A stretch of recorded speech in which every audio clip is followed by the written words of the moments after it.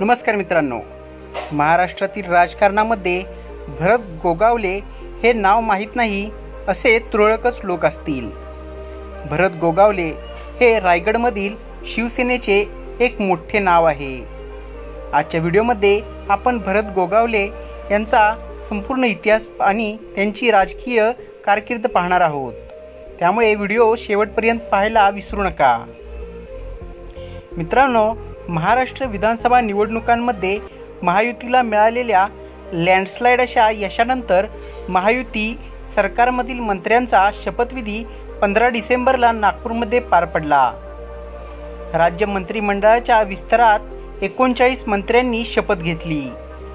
भाजपच्या वाट्याला मुख्यमंत्री देवेंद्र फडणवीस यांच्यासह 20 मंत्रिपदे देखील आलेली आहेत। शिवसेनेच्या वाट्याला एकनाथ शिंदेंसह 12 मंत्रिपदे आली, तर राष्ट्रवादीला अजित पवारांसह 10 खाती मिळाली होती। यात शिवसेना शिंदे गटाकडून आमदार भरत शेठ गोगावले यांनी मंत्रिपदाची शपथ घेतली। दरम्यान आजवरच्या राजकीय कारकिर्दीबद्दल आपण त्यांची माहिती जाणून घेऊ।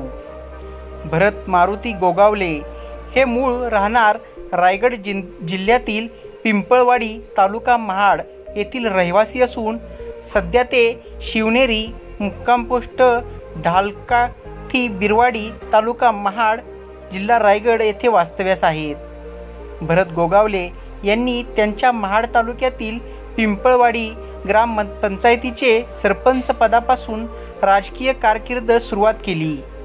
त्यानंतर ते पिंपळवाडी गावचे बिनविरोध सरपंच झाले। त्यांचा जन्म 1 जून 1963 रोजी गरीब शेतकरी कुटुंबात झाला। वडिलांच्या निधनानंतर मोठे पुत्र म्हणून त्यांच्या अंगावरती कुटुंबाची जबाबदारी आली। नंतर शिक्षण अर्धवट सोडून त्यांनी नोकरी, व्यवसाय, समाजसेवा आणि नंतर राजकारणामध्ये प्रवेश केला। 1987 ते 1992 महाड पंचायत समितीचे ते सदस्य म्हणून देखील राहिलेले आहेत। 1996 मध्ये बाळासाहेब ठाकरे यांच्या उपस्थितीत त्यांनी शिवसेना या पक्षामध्ये प्रवेश केला।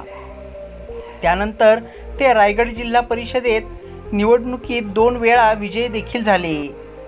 तसेच त्यांनी रायगडचे शिवसेना जिल्हा प्रमुख पद देखील भूषवले।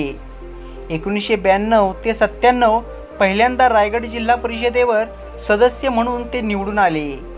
त्यानंतर त्यांना रायगड जिल्हा परिषदेच्या कृषी व पशु सभापतीपदी देण्यात आले। 2007 ते 2009 रायगड जिल्हा परिषदेचे अर्थ व बांधकाम सभापतीपद त्यांनी भूषवले। 2009 मध्ये महाड विधानसभा मतदारसंघातून त्यांनी शिवसेनेतून आमदारकी लढवली आणि विजय प्राप्त केला। त्यानंतर आतापर्यंत सलग 3 टर्म ते आमदार म्हणून कार्यरत राहिलेले आहेत। 2019 मध्ये विधानसभा निवडणुकीत जिंकून आल्यानंतर त्यांनी ठाकरेंची साथ सोडून एकनाथ शिंदे यांच्या बंडात सामील झाले। एकनाथ शिंदे यांच्या बंडात त्यांचा खारीचा वाटा आहे। रायगड जिल्ह्यात शिंदेंचे 3 आमदार निवडून आणल्यानंतर राष्ट्रवादीच्या आदिती तटकरे यांना पालकमंत्रीपद देण्यात आल्यानंतर भरत गोगावले यांनी पालकमंत्री हटाव आणि राष्ट्रवादी हटाव अशी मोहीमच आखलेली संपूर्ण महाराष्ट्राने पाहिले। 2024च्या विधानसभा निवडणुकीत त्यांनी शिवसेना विरुद्ध शिवसेना लढतीत ठाकरेंच्या स्नेहल जगताप कामत यांना 26,000 मतांनी पराभूत करून विजयाचा चौकार मारला।